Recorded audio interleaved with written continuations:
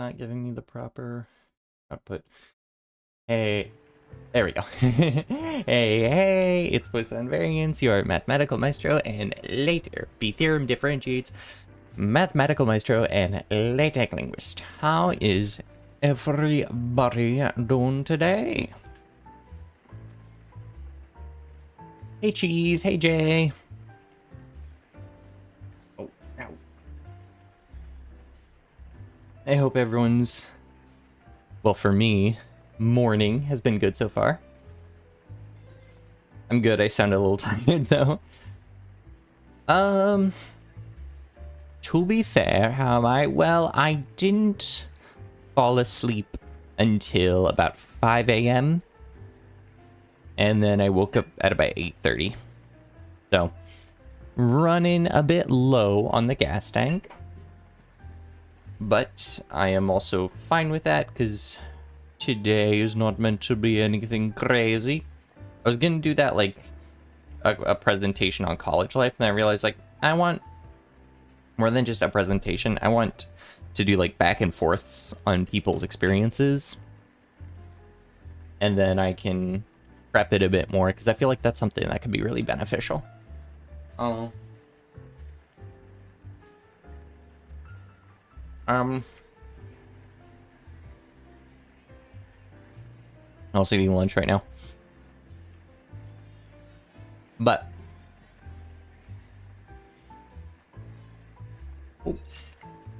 oh.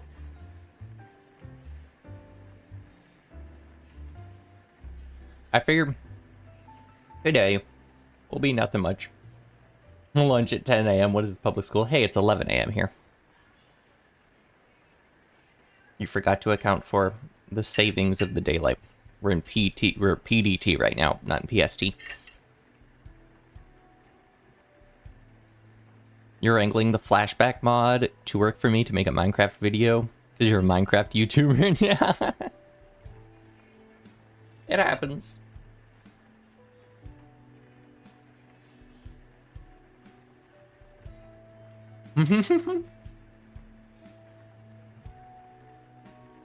You're an EDT, so you thought it would cancel? Well, you should have just subtracted 3. Come on, Jay. Come on, Jay. They teach this in time class. Minecraft claims all. I mean, a little bit.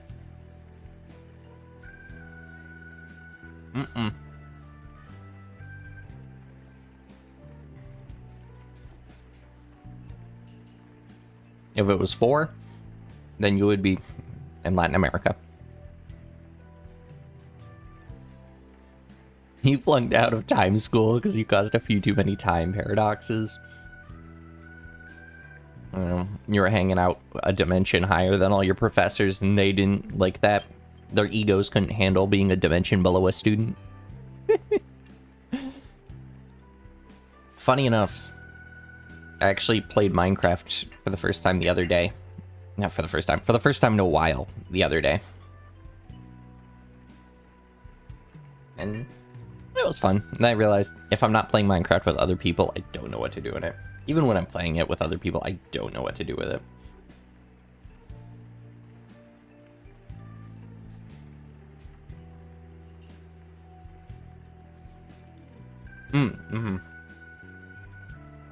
I got you, Ava. I got you, Ava, don't worry.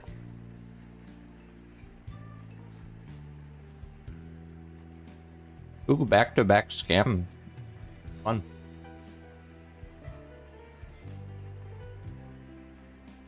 Yeah, sir. I got you, Eva. There you go. There we go.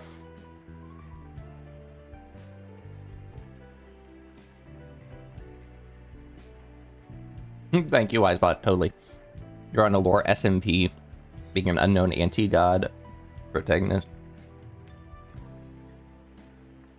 Or propagandist. Yeah, glad I could help, Ava. Yeah, W.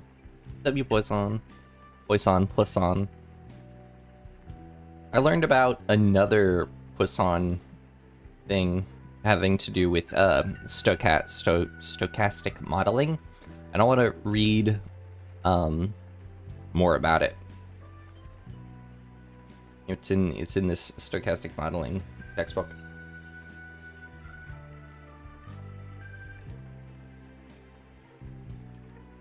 Hydration time. Water's your thank you gift. Well, I'm actually gonna hydrate with kombucha, but she probably can't hear, so. But preach. Thank you for the hydrate.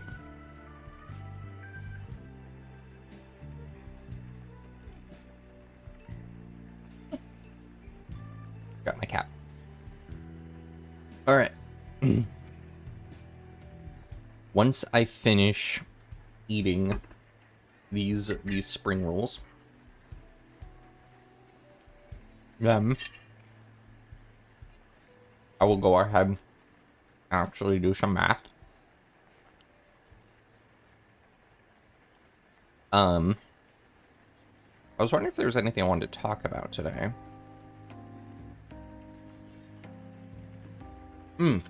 That's right.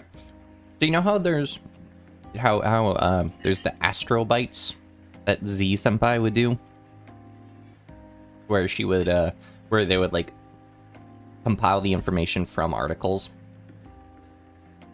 and then provide that in or from papers and then provide that in like article format. I wonder if there's one of those for math. I'd hope so. If so, I'd like to check that out. Because I'd like to be able to present more math topics. I need to do more SciComm.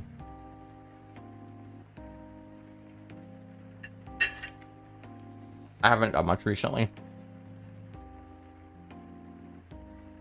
I need to more scientific communication.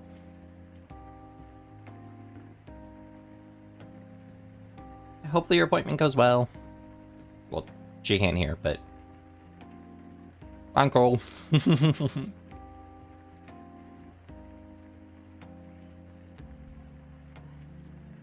Yeah. It just comes down to a matter of taking the time to prepare presentations and whatnot.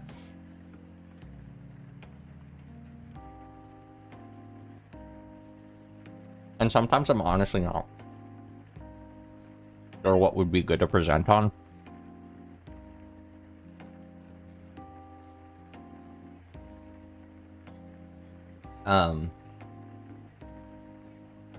Alright, finished. Sorry.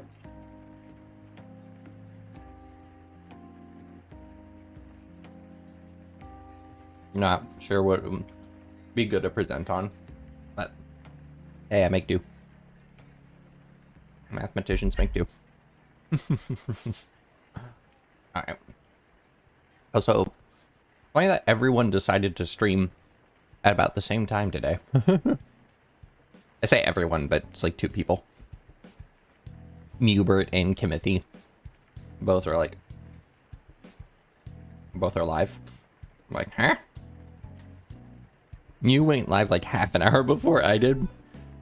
I checked on Discord and I just see that Kimothy's live and I'm like, we must all battle for a shared audience.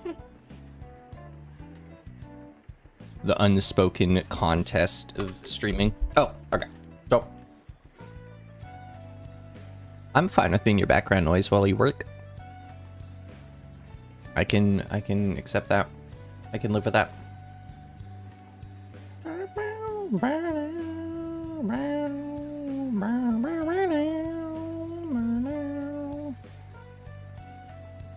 Actually, today someone at my mom's work was giving away a bunch of textbooks, and I looked at them and they were both mostly chemistry, so I didn't take any, but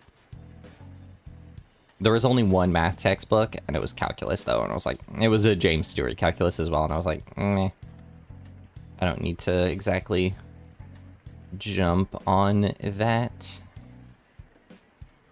considering I have several copies of that, as well as the teacher's copy. That's one of the coolest things I've ever gotten. is my friend, or not my friend, my coworker giving me so I guess my work friend, giving me, excuse me, the PDF for, first off, the latest edition of the Stewart's Calculus book, but also, I'm burping so much, I'm sorry, but also the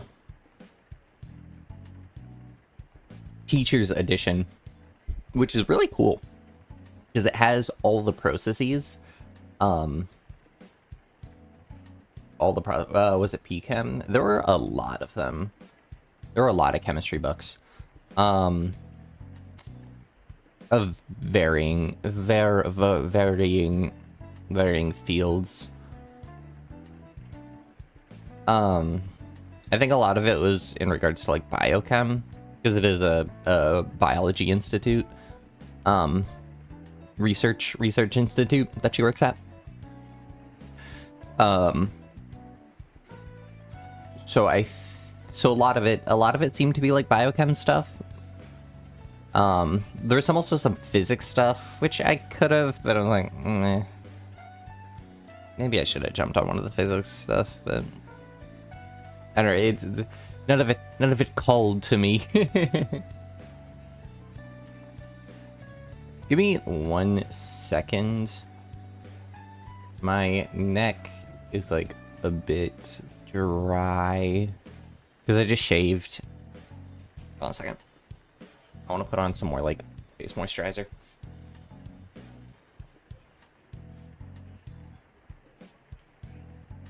Also gonna put this plate downstairs, so give me 1 moment, please.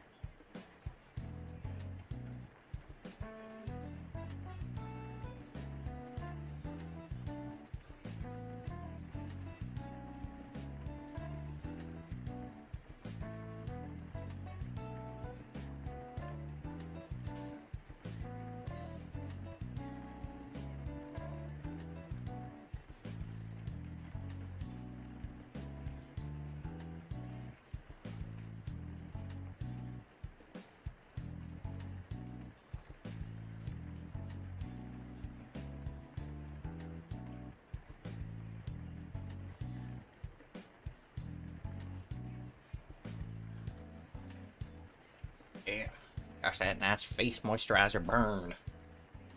It's like that aftershave burn kind of thing. Weirdly enjoyable, weirdly relaxing. And temporary solution until the eventual electrolysis. But I can wait till I learn to make an omelet. So, today, let me go ahead and open up my Airbnb. Has an interesting symbol. Let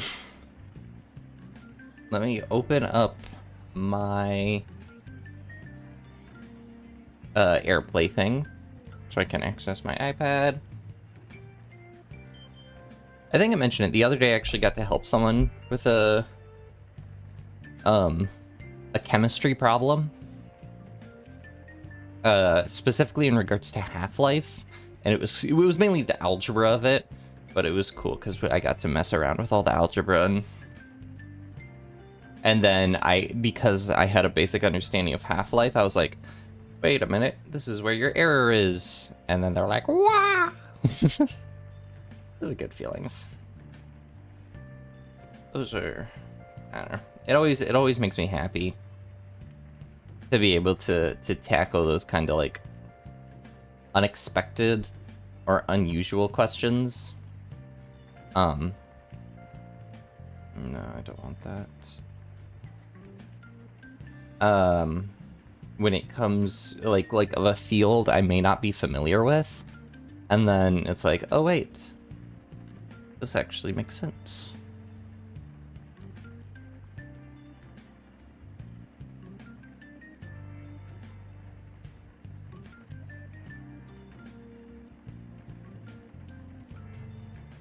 It like pause, right? Sorry. Yeah, it's a satisfying feeling when it's like, and that's one of the benefits. People will like harp on multidiscipline or what's the word? In college where you're required to take a bunch of different types of classes, like you need a natural science, you need social science, you need language, and then people are like, why do I have to take this? It doesn't have to do with my major. Well, I was required to take, lab chemistry in college, and that gave me an introduction to multi-classing. Yeah, that's what that's called. An introduction to stuff like Half-Life. And that general concept. So it was beneficial, and then it's like, oh, you run into other situations where you have to deal with it, and then babadook, you're able to call on that information and that knowledge. That's one of the things I really like about like V-theorem, is the fact that because we're so multidisciplinary, we can interact with each other's fields enough. We can, the way I view how I view V-theorem, I remember saying this to Maylin when I first talked to them. Not on stream, it was a different time, but hold on, let me move my spout a bit. Oop, my model, there you go. So I think of V-theorem, and this is actually based on, it's funny, the thought process actually surrounds it was one of the floors of the physics building where my favorite math professor had an office in the physics building because he was also a physicist. And there was this common area where we would hang out, a bunch of the students would hang out, meet, undergrad and grad. And this is how I view V-theorem. It's in a similar avenue. All right. So this is our room. Okay.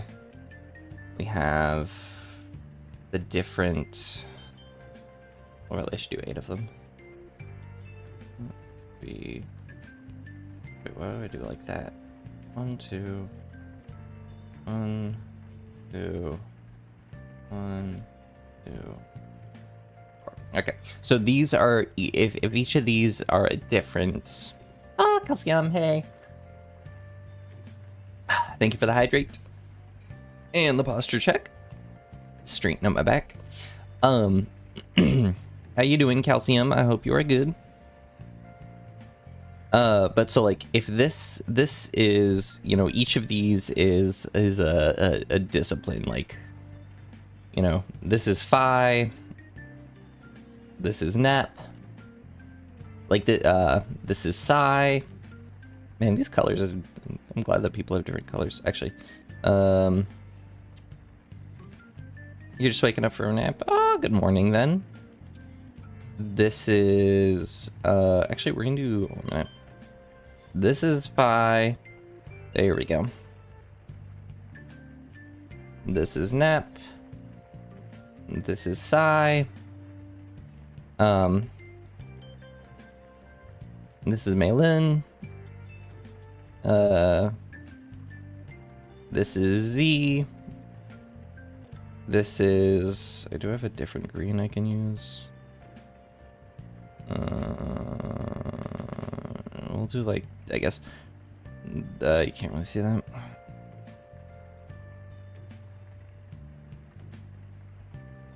We'll say Lev is red because of apples. This is Lev. This is Eklis. And then finally, this is me. You're just waking up from a nap. Ooh, good morning then. So, if this is how I described V-theorem to Maylin, or like how I view it. So, if this is a common room, And this is an office for each member. Then we have, you know, tables and, you know, chalkboards. Well, where's the chalkboards? But we have, you know, groups of tables. At these tables are viewers. So viewers, you guys are the like chat, the V-Theorem audience as a whole.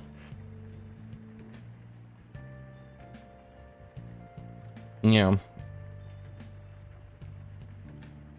And you guys intermingle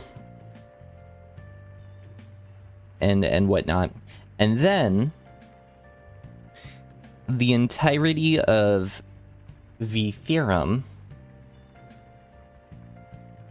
can go to any of these tables.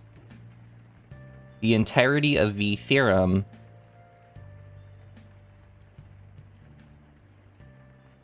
socializes with any of these tables.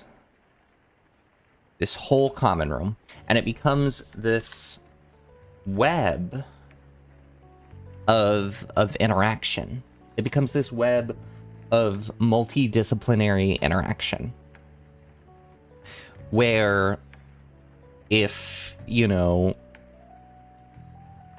Z sits at this table and Nep also sits at this table, then there can be this great discussion, this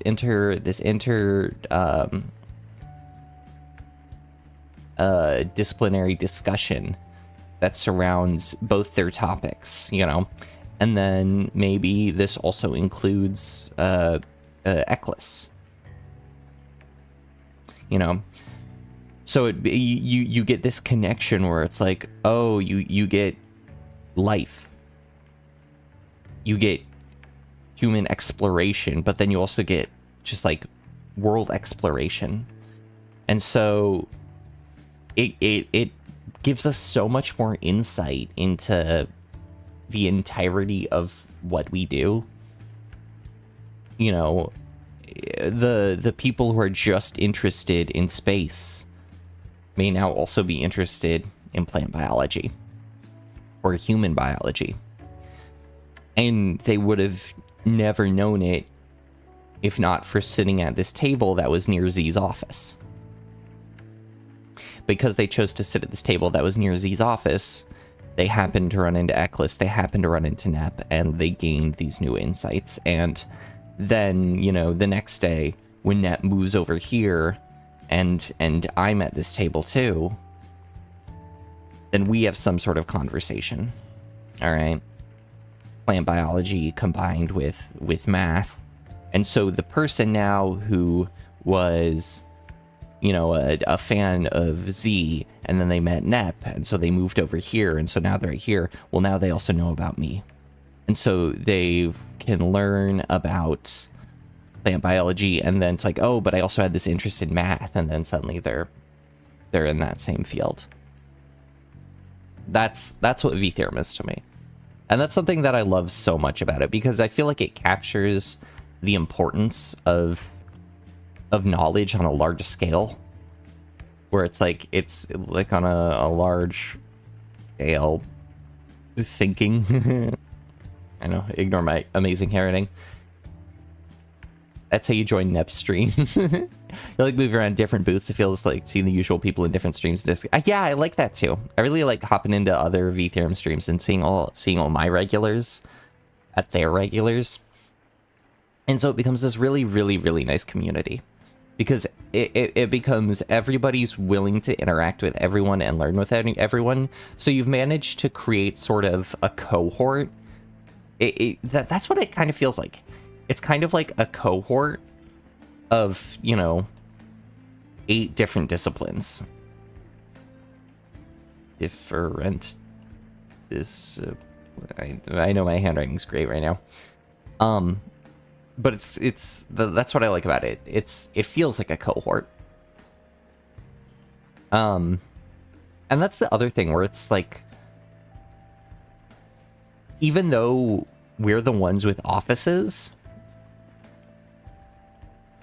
that doesn't mean we're not a part of the cohort. That doesn't mean we're not active participants. That doesn't mean that we're not actively learning.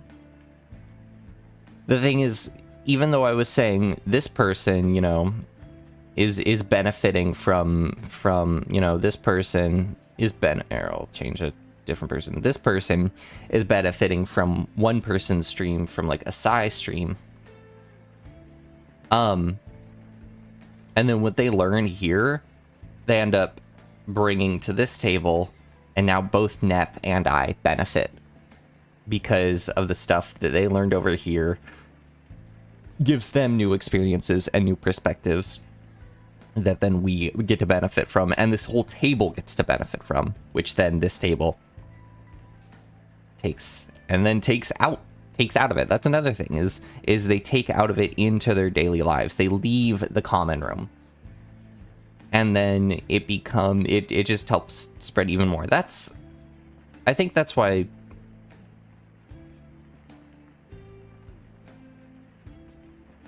How do I say it? It's like, I feel like the way cohorts are in college they're very beneficial in the sense that they help form this community, but I think they're also somewhat restrictive, because by limiting the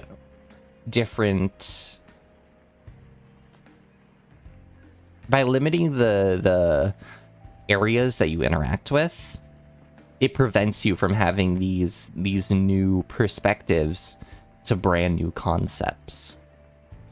You know, a physicist might have a different perspective on. I mean, think of it. What's it called? Biomimicry. Biomimicry is a great example of cross-disciplinary action. So biomimicry, if you don't know, is. Okay, let me write this down. Biomimicry. I can write better, I just choose not to. So biomimicry is taking concepts in nature and like aspects of nature and then plugging them in to human innovation and human design. So stuff like architecture. I think that's how you spell that. Math major, not an English major. Architecture. What was there was a great example. What would you call it? Transportation.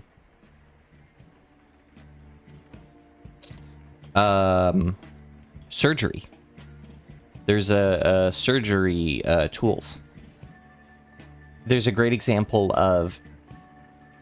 So for the transportation, I actually have an example for both of these. For transportation, well, individually, but transportation, there's a bullet train that like mimics, that's designed to like mimic I think a fish or a bird or something. But basically, the sound of the bullet train passing through a tunnel was so loud that potentially it would destroy itself. The same way that when a rocket launches, they have to cover it in water in order for the sound of the rocket engine not to blow up the rocket. So they ended up doing that with bullet trains. I think it was in Japan. So that's a cool example of biomimicry. And then another cool example is so how an octopus brain works. And this is my, you know, surface level understanding. So, but how an octopus brain works is, so you have the brain, and then you have all tentacles, and each of the tentacles have their own like sub brains. This is my slightly maimed octopus. It doesn't have all of its legs.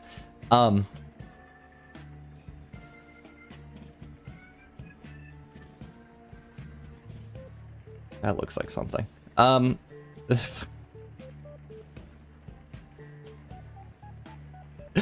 But anyways, they applied that concept to a surgical implement. I forget what it's called, but essentially, and it's a high skill tool. It's very difficult to use properly. But it essentially has several different arms that all kind of function individually to then be able to move around delicate areas. And that's just another example of biomimicry. And so this concept of biology in nature, you know, gets transported to engineering, gets transported to medical, which, funny enough, brings us back to biology. Which I guess is another sign of how connected and interconnected and how interlaced it all is. Relevant to anything. You know what? It's a yapping stream. I'm a yap about whatever I want about. You can't stop me.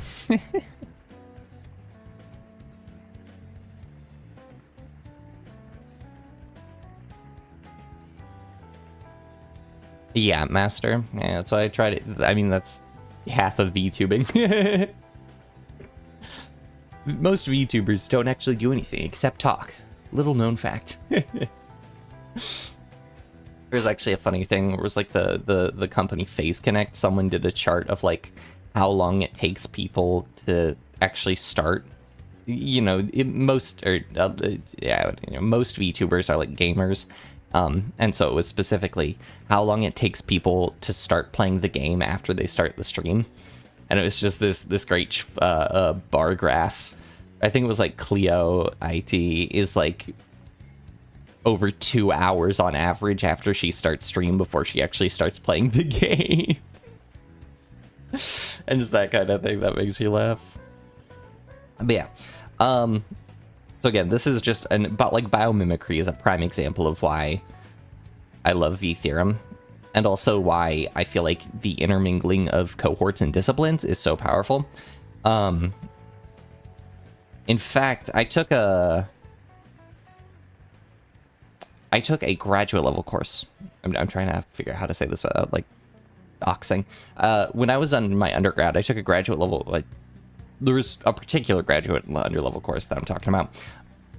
Graduate level. During my undergrad, there was a particular graduate level course. There you go. That's what I mean to say.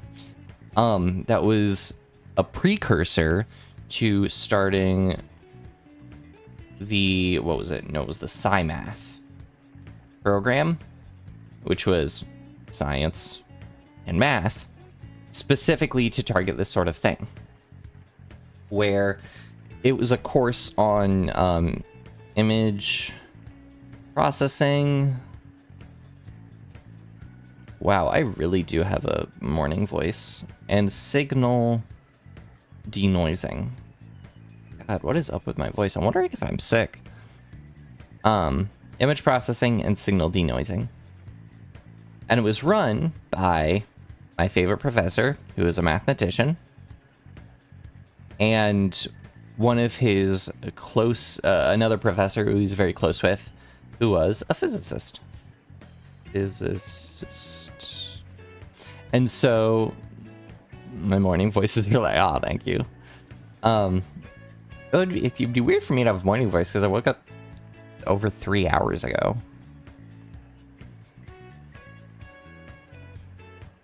But I did not sleep great. My nose does feel a bit like gunked up. It could be because I slept with the window open, that maybe the... what would it be called? The, like, cold air affects you. It doesn't actually, like, make you sick, but it, like, imitates those feelings. Hey, I'm not a doctor. I'm not a biologist. Another reason why we need that interdisciplinary so we can self-diagnose. Turn everyone into their own WebMD.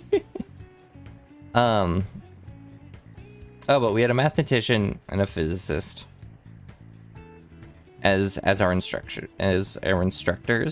Physics. And normally you'd think, oh, you know, physics is a subset of math, so we're gonna focus on physics kind of thing. No. We applied mathematics and physics concepts to signals. And then, from those signals, we attacked them with programming. So funny enough, this class was actually the class that got this whole program got funded. There was a whole presentation. My friend actually got to be a part of a video presentation to the president of the university on it. And so I've since gone back and checked and seen what classes worked and whatnot. And this whole program now has funding.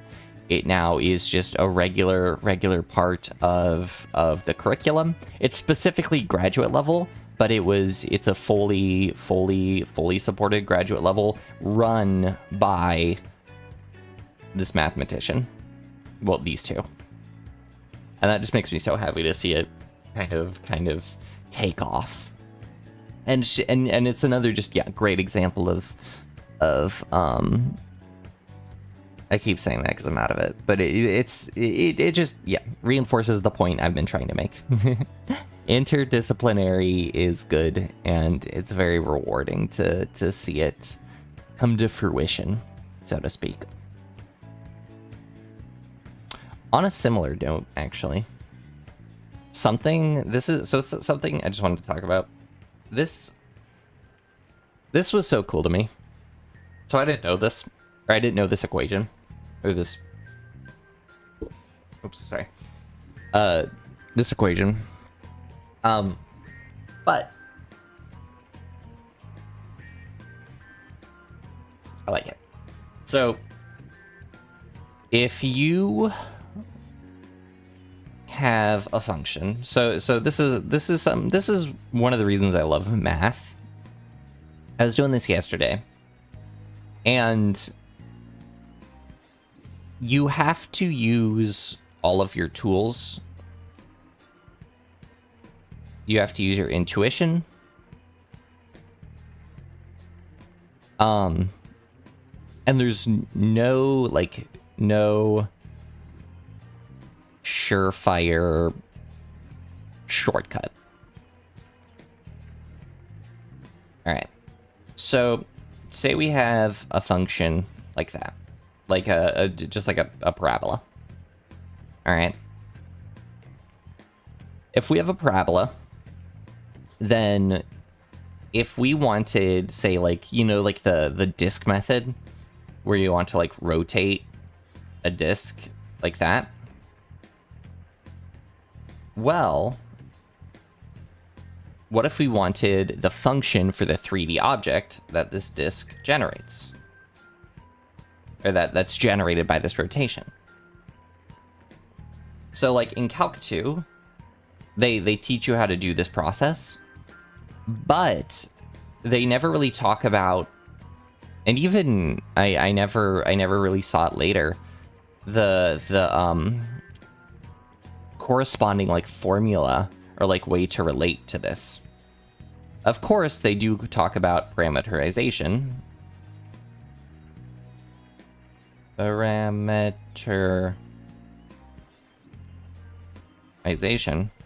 And in theory, you can derive the following thing from that. Like, you have your like change of variables with integrals, where it's like you'll change to, you'll use, oh no, what would that be? You do the,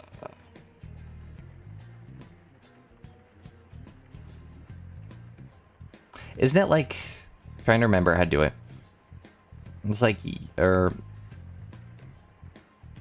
it's like f of u v times the Jacobian.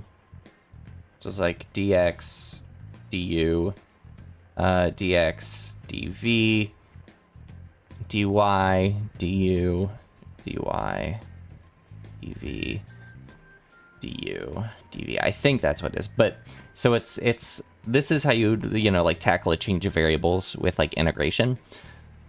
But if you want to just say model an f of x function, so we had this, and I'm gonna cover this part in like blue. So the blue is just like f of x equals, you know, x squared. We're gonna do x squared plus 1 actually, so I'm gonna change this because so x squared plus 1 is the one that I was actually doing, and this is why I found it so cool. It may seem silly. I don't know. I think it's here. Let me show you, because again, it like illustrates exactly why I kind of love math as it gets more complex. So there's our very nice 3D rotated object around the axis. You know. Whoop. All right. So if this is our f of x, x squared plus 1, we also have to generate a 3D object from f of x. Generate 3D object from f of x, specifically about the x-axis. Then we can use this formula. G of uv is equal to x of u, y of u cosine of v, y of u sine of v. All right. So from that logic, you're crying why I'm the only one watching. Yeah, it happens. People got lives. I do not demand audience. I just yap. But so this gives us the 3D object of f of x when rotated about an x-axis. The thing about that is we're in two variable land, and f of x. F of x is, you know, y of x, but we need it to be slightly different. So first off, our u is going to be a radius, because if we're rotating, then of course we're going to be in polar. So we're going to be from 0, or we're going to be here. I'm actually going to write it like this.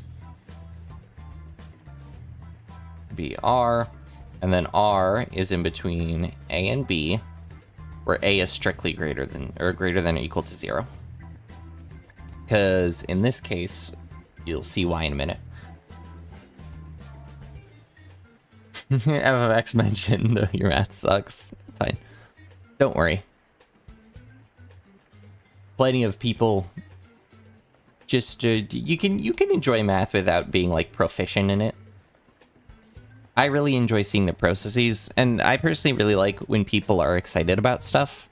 So like hearing people really talk about any subject, especially anything like academic, makes me very happy.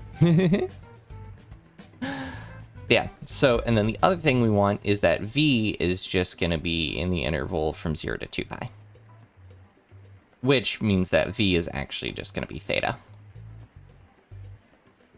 Which is interval 0 to 2 pi. So, now we've parameterized specifically. Every time you text, you feel like you're interrupting. Nah, it's fine. Seriously. Talk away. Don't worry. The whole point of streaming is to have is to engage. If I didn't want to engage, this would be a video. Or I just have chat off. I don't get to talk to you. You don't get to talk to me. We live in separate worlds. But so we've parameterized into polar. Okay. Sweet. Now, we need to then call on our, so I'm gonna just write this, I'm gonna write this in a few different, so f of x equals x squared plus 1. We know that we're in polar. And then the other things we know are, of course, then our polar relations. X equals r sine, or oops, cosine theta. Y equals r sine theta. X squared plus y squared equals r squared. So with that in mind, we can use this. So in theory, potentially the easier one to do, and this is what I was messing at. My first thought was like, oh, like this stuff will be easier to mess with. But if we try and be like, okay, well, x equals, or so let's say y equals x squared plus 1, but y is also equal to r sine theta. Well, then, you know, we can just have it easy. We can be like x squared plus 1 equals r sine theta. And then, you know, x equals r sine theta root 1, or minus 1, all under a square root. The thing about that, though, is that this then becomes x of r theta, which is not what we want. We want specifically x of r. So we have to get the equation only in terms of r. That in mind as if I understand a single thing. Though there's actually a tweet I saw earlier today that was really funny, where a professor was like, or someone was talking about their professor, and they're like, it's obvious, they're like, it's obvious that, or it obviously follows that this is true. And then the professor proceeded to stare and goes, wait, is it obvious? And then proceeded to stare at the whiteboard for 10 minutes in silence, and then went, yes, it's obvious.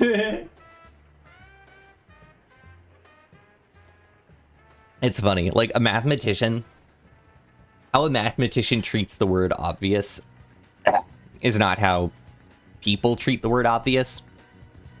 A mathematician treats the word obvious as inferable, if I spelled that right. As in, it can be deduced. It can be, we can come to that conclusion, but it does not mean that it is obvious at all.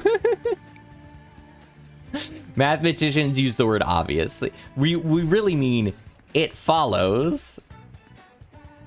You know, this is another one. But then the other one I see a lot is clearly. No, it's not clear. Explain to me exactly the train of thought. Like, and then someone responded to that tweet. They were like, they asked their professor, they said they didn't understand how the professor was getting to a conclusion, how they were deriving something. And they asked the professor, is this obvious? And the professor said, yes, it's obvious. And then the student said, okay, well, is it obvious that it's obvious? And then the professor paused and went, no. Yeah, that's just how mathematicians act. We say things are obvious when it really means that we can follow a series of steps to get there from quote-unquote trivial principles. But whether or not we actually, like for example, I mean, even what I just did right there. So if I say this, then I could be like, well, it obviously follows then that this is true. The thing is, clearly, obviously, that follows. This implies that. But even if it's inferable, it's not... I'm a math professor. No, actually, I'm a math grad student, but I am a mathematician, so I think in the same way math professors do. But even if we can, and I've taught, so I currently teach, so I'm like,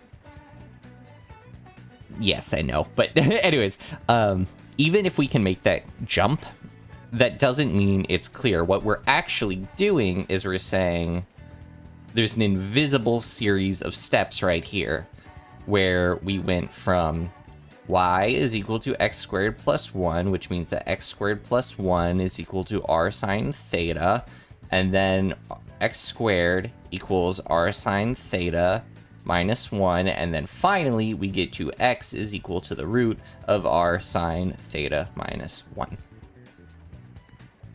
We just pretend that stuff doesn't exist, and we say, well, clearly, and by we, I mean textbooks. Text annoying.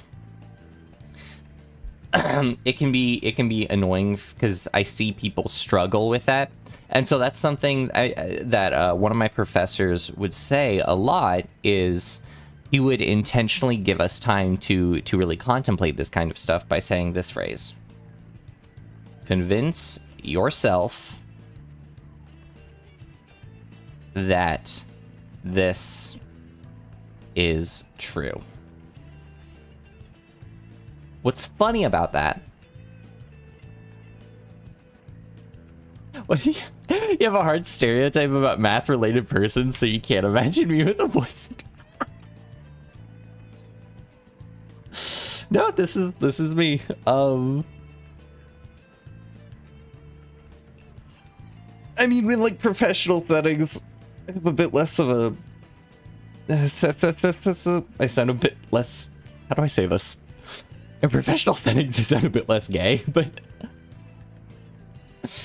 But what's funny about the statement, convince yourself that this is true, is that it's very similar to the statement, I'm just more casual with you. That's exactly. It's very similar to the statement obvious. Try to find the through line, the steps to get you from point A to B, and that's how you convince yourself it's true. Proof by just freaking looking at it.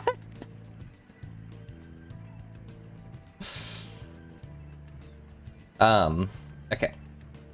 So, after that tangent. But yeah, so that's what I had initially thought when I was looking at that problem. I was saying like, oh, maybe we could, you know, the easy one to target would be targeting these, but that would give us functions of r theta, and we want just functions of r.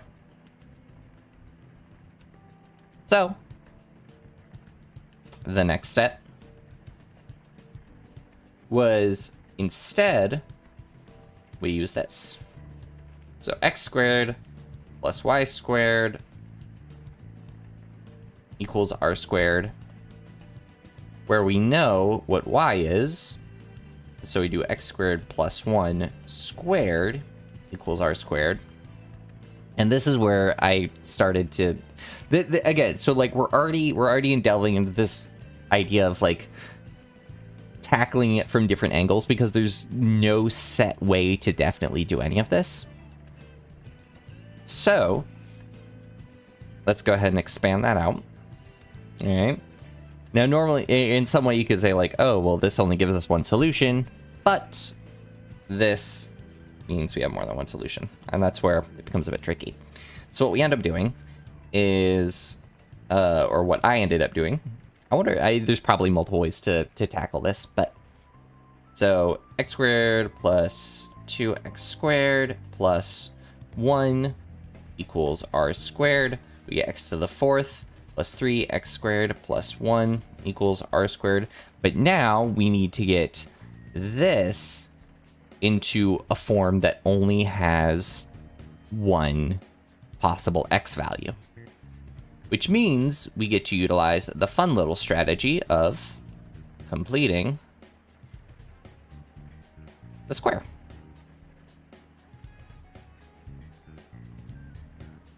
What's that? Oh, that's theta.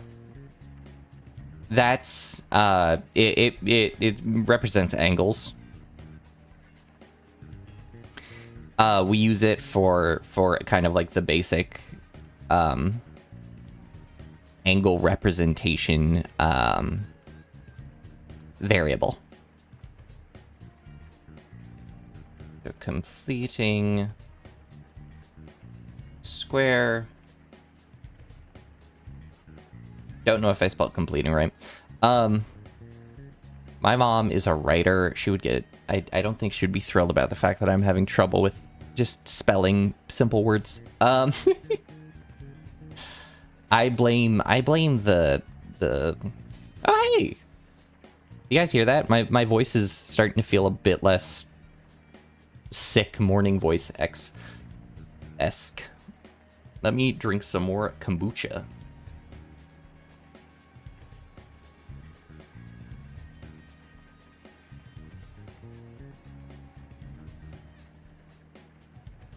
All right. You're dropping out? No. Stay in school. Stay in school, kids. So, right, so then I saw this and was like, oh, wait. Just playing something you related, like, unrelated, like the economy for your spelling. That's a good idea. Be like, I can be like, sorry, it was, spelling was ruined by AI. I've noticed there's this, like, trend where, because my parents do it. So, as a younger person, I feel like I'm pretty good at spotting stuff that's like generative AI. So I can be like, that's a bunch of BS. My parents, though, have now developed a tendency to say anything. Hey, Kikado, bomba. Anything basically they don't like, they're like, oh, that's totally AI. Like, nope. That's just something you don't like. That's just something you don't like. And it's just funny that I've noticed people, like older people, starting to do that. Be like, they're either binging AI shorts and they're like, oh my god, look at this. Or they just are really bad at identifying AI. And it's just really funny. Yeah. Hope you're doing well, Kikado.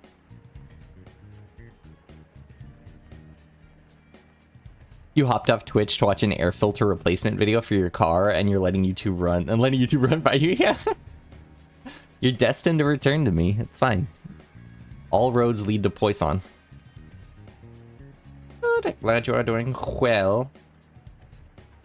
All right. So we were here, and then because we wanted just one X value, then.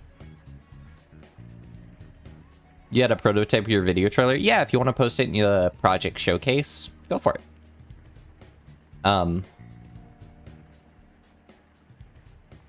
Yeah, you're more than... The whole reason we have the project showcase is that anyone can post stuff they make. But... So completing the square, we wanted it to just come down to a single X value. So then we could set that X, it becomes fully in terms of R. So completing the square, if you remember, that's b over 2a squared plus or minus to our current function.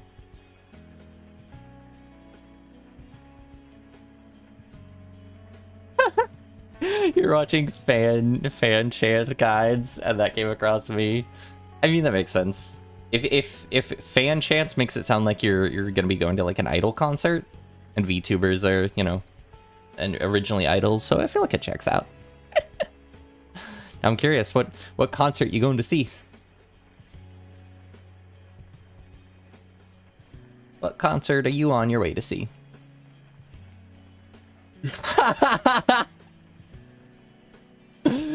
Nice one, Calcium.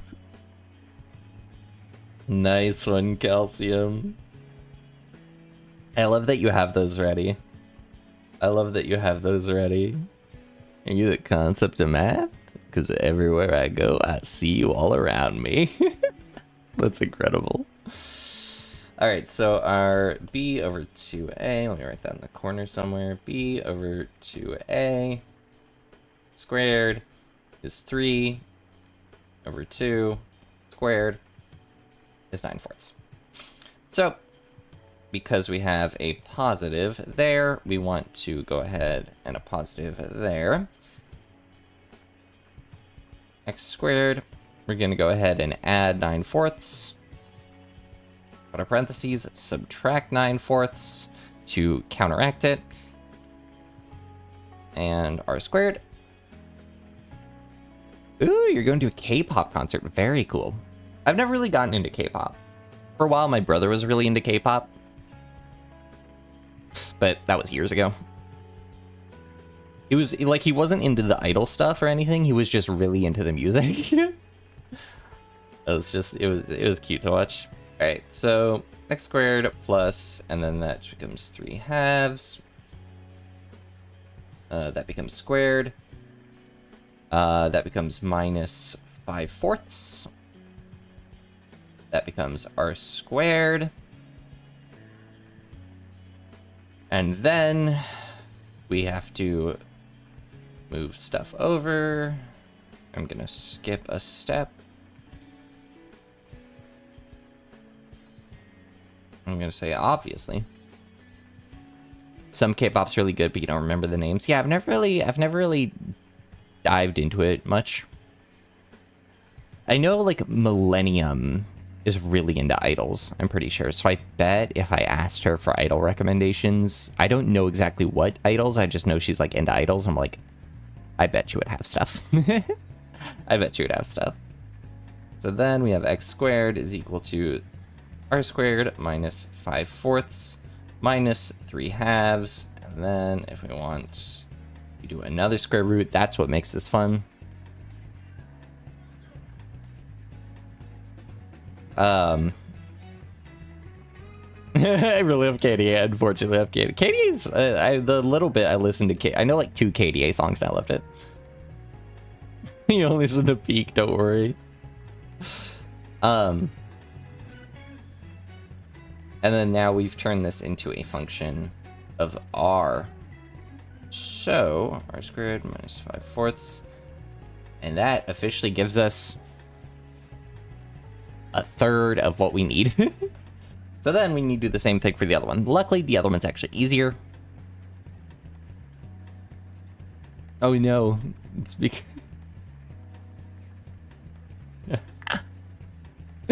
oh, we found your niche. We found your niche, Aaron.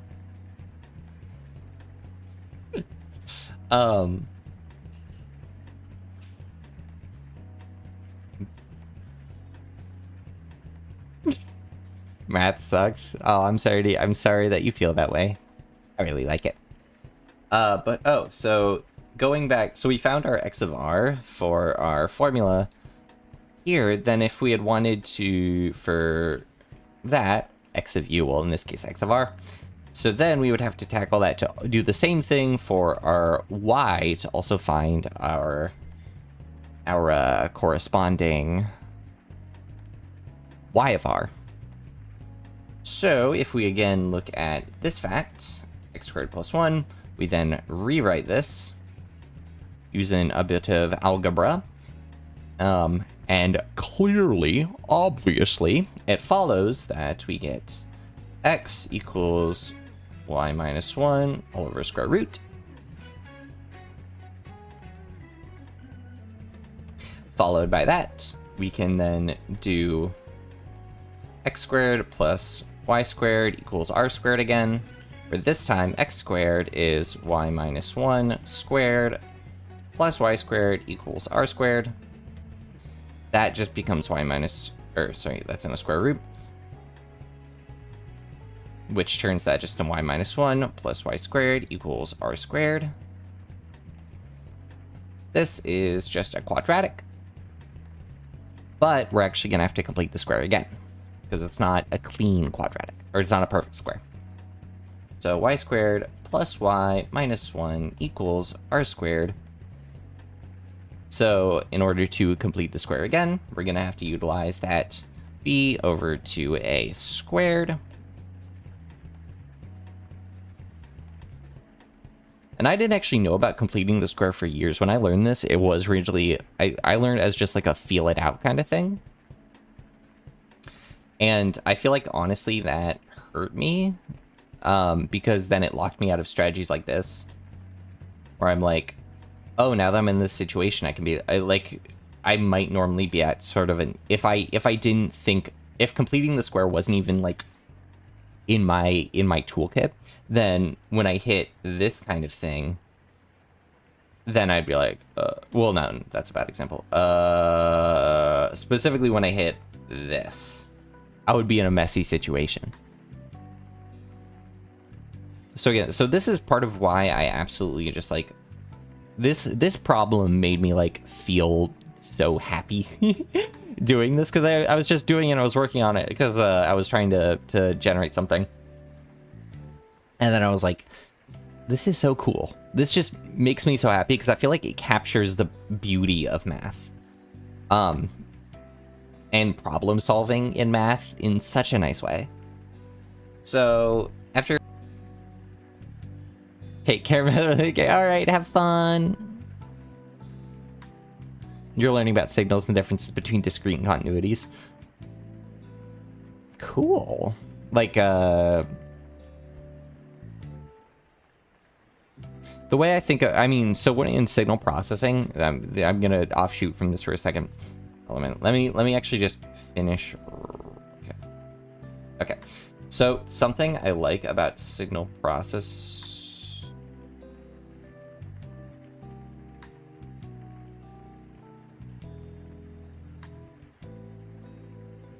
That's wrong.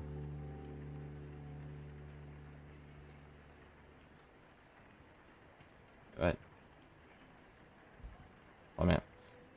1/2 squared. That gets us 1/4. Then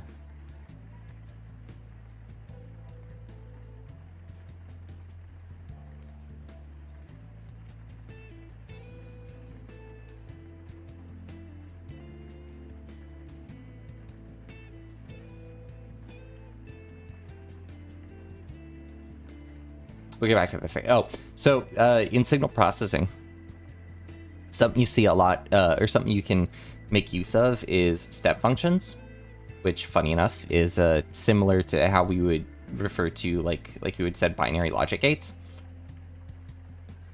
where that's at some delta, and then that's 1, and that's 0, where we end up utilizing essentially beautiful 0. I know it's a beautiful graph. By shifting things, by shifting an alpha, we can end up kind of defining a 1 versus a 0. Specifically, I think, if I remember, I want to say the like classic regularization function for over R. We assume we're over the real numbers. God, what is it? It's the gradient.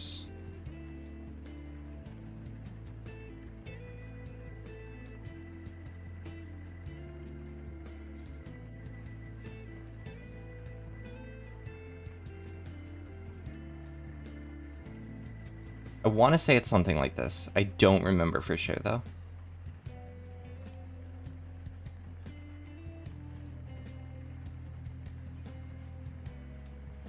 Was it that? I don't remember for sure, but the classic regularization denoising term. It's been a while since I've touched signals. I need to go back. I need to do it more because it's really fun. You get to mess around with some really cool functionalities.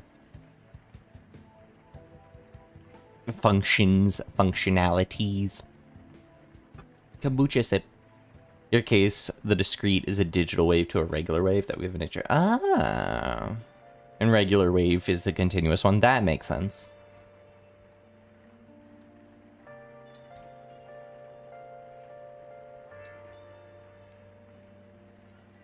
To be fair, yeah. yeah, if you... Oh, yeah. Essentially, yes. I don't know if that would be the way to do it, but yeah, converting your continuous wave to a discrete wave so that you can utilize stuff like step functions very easily and find very specific boundaries. Very useful. Again, why signal processing? So cool. Okay, what was I doing? B over 2a, b is 1, 2a, 2, 1/4.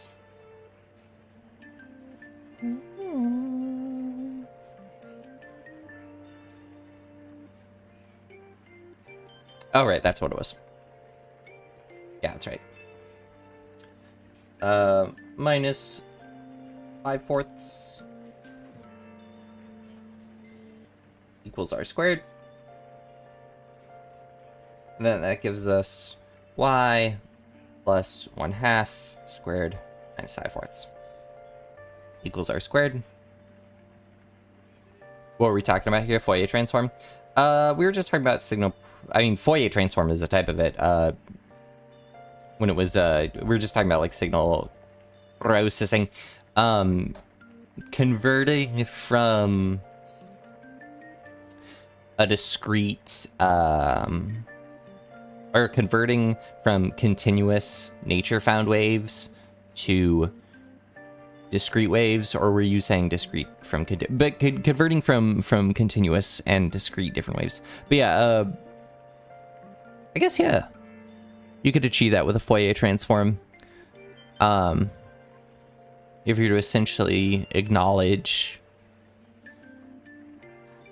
yeah, because you're just saying, what's the word?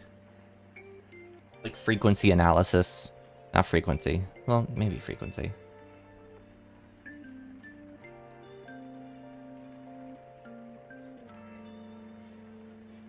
Well, it's essentially like, you generate like a gray level co-occurrence matrix. Same sort of thing. Anyways, but yeah, all in that same vein.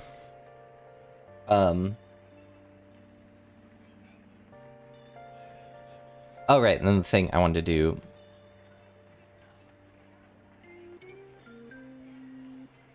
We didn't actually say Fourier transform specifically, but I mean, yeah, it's all in the same vein. I know. I need to dive back into signal processing. I have so many like books and papers on it that I really need to just like sit and read. All right, I want this as a function of, so it'd be y r squared plus 5/4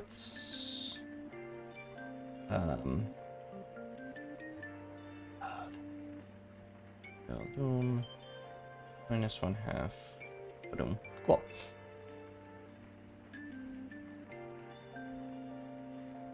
You know what you're talking about? You took you 4 tries to... Hey, that's fine. Everyone learns at their own rate. That's important to remember. Certain rates may be related, but everyone has their own way of tackling it. And that's fine.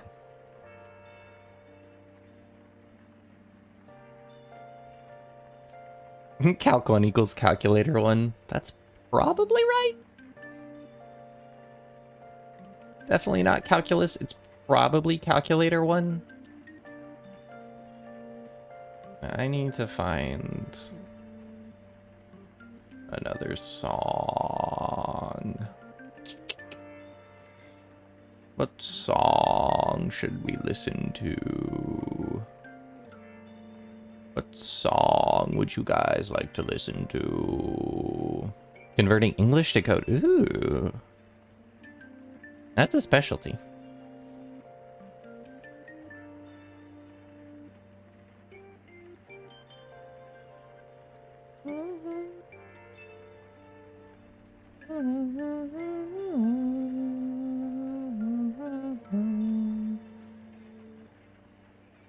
Want something a bit more upbeat. I should do the Let It Die soundtrack. should do Mop of Head because I love this song. Okay, cool.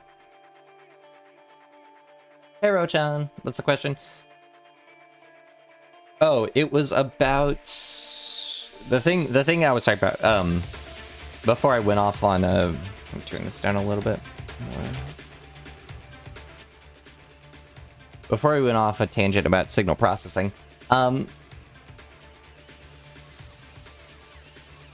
was talking about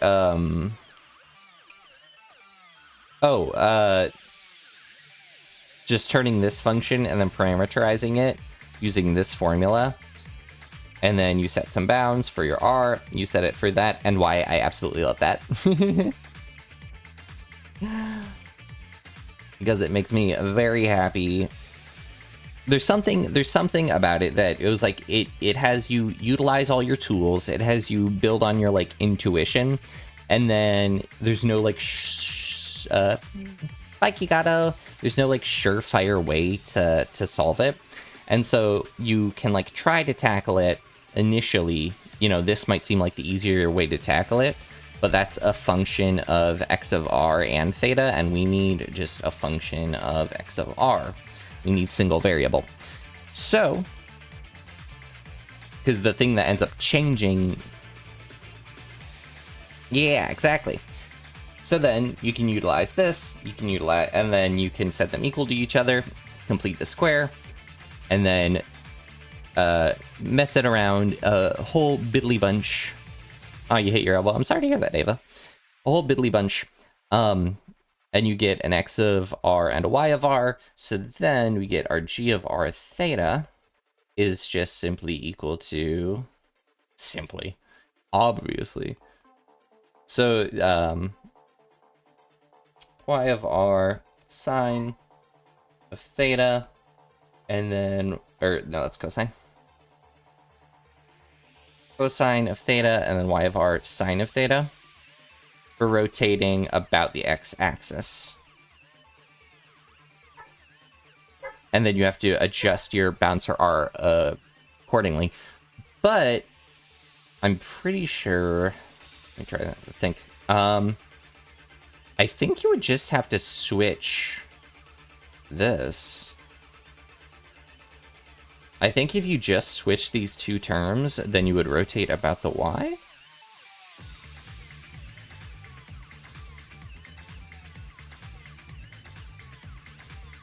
Maybe?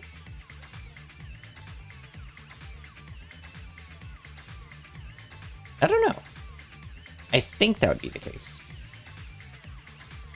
Oh, hold on, I'm gonna stand up and stretch. Zeno! Hey Zeno, you're on a plane. Here, let me draw the plane you're on.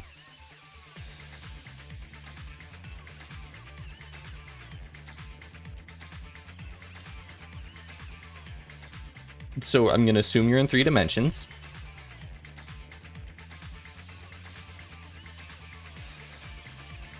It's a terrible plane. Also a terrible plane. Well, it doesn't have to, you know, that's, you know what, this is the plane you're on. It's unfortunately going down. I'm sorry to tell you. But this is you right here. This is,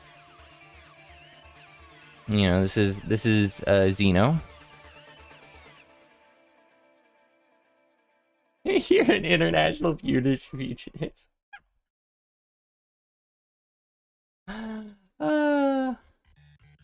Make the lines look lines parallel. No, it is a plane. It just happens to be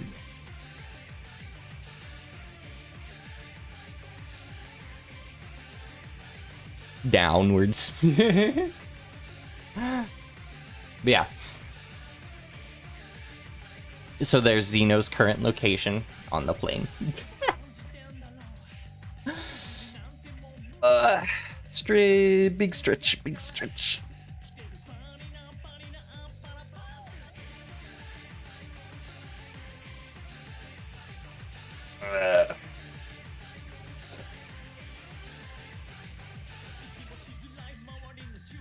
bigger stretch. Ugh. God. I feel like I still didn't stretch enough. I need like the entirety of my like, you know, there's like medieval torture devices where they like have your arms in the air, your legs are there, and then they like pull the crank and it like stretches you out. I feel like one of those would be great. Like that would hit different. Does anyone have access to one? Can I add that to my throne?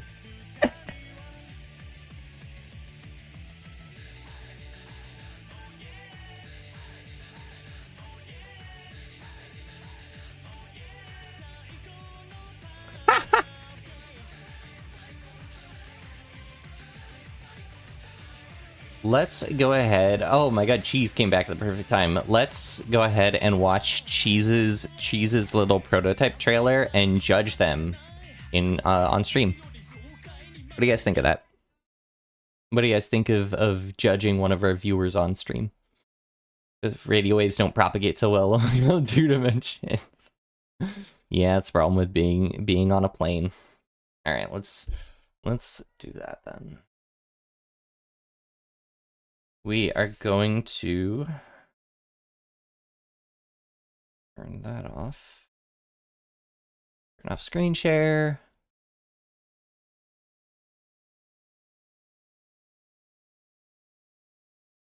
It's a very rough prototype. Switch to 4G. No one's as G as me. Yo. Alright, is there anything doxing on that? No, I guess not. Alright.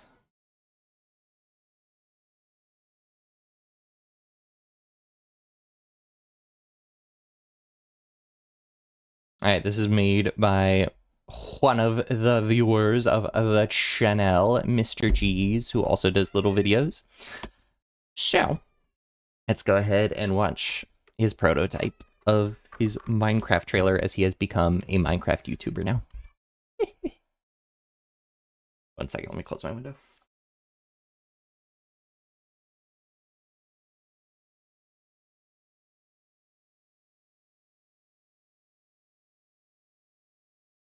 The neighbors right behind my house are very loud.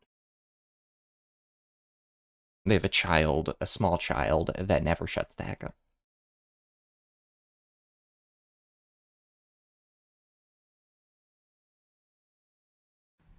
Hey. Hey. Come with me. No. Hey, I said no.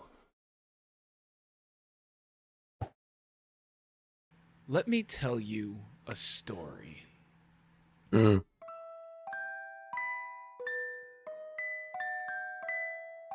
Did you take this footage? It looks like it's from the original Minecraft trailer. Okay, now it doesn't. Oh, that's cool. Skeletons have quivers? Is that a mod?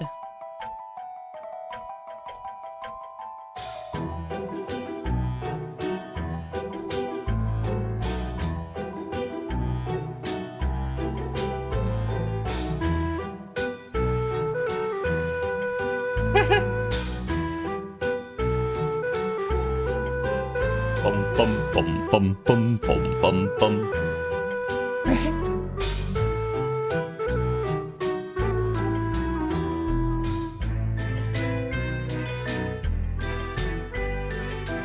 Bum bum.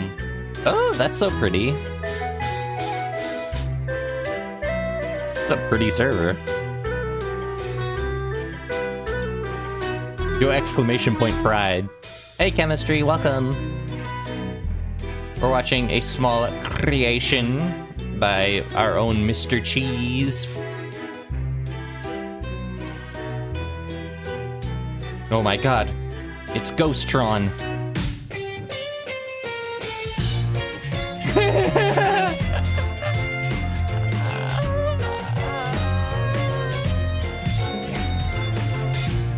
That's fun.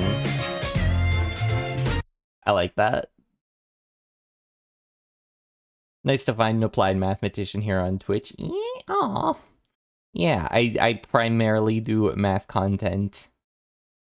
I like the video cheese. I primarily do math content. I'm a group of scientific communication of VTubers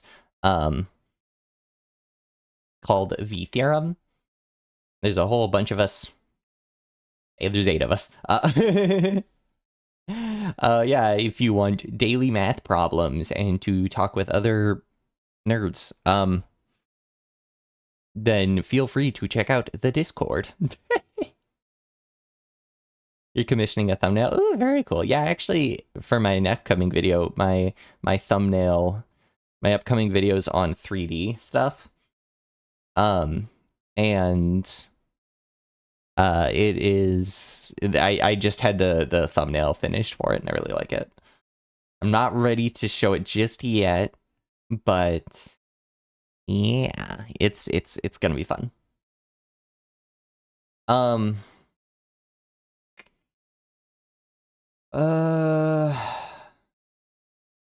You're finally falling for the good propaganda. I appreciate you saying that. Funny enough, chemistry, I feel like you got here at the worst time because I might be closing up shop in a moment. Just because... Did you about the Zach lore? Yeah, I need to do more on the Zach lore. But yeah, so... In that case, let's go ahead and find someone to raid, because I want to get some editing done today. I also really want to go for a walk today, but also eat something unhealthy. I really want, like... I don't know why, I have, like, a craving. Recently, I keep having cravings for, like, cup of noodles. It's the college student in me. Alright, let's see who is on. Who can I raid? I think Newbert still might be live. Yep, okay. My boy Aleph Mew is live. So, everyone hop over to Twitch, and we're gonna go ahead and raid my friend and fellow mathematician, Aleph Mew, as he is also studying some math right now. The raid message will just be... We out here mathin'. There you go, that's our raid message. But thank you everyone for watching. I've been Poisson Variance, your mathematical maestro, LaTeX linguist. I will see you all next time. Thank you for watching, and bye-bye!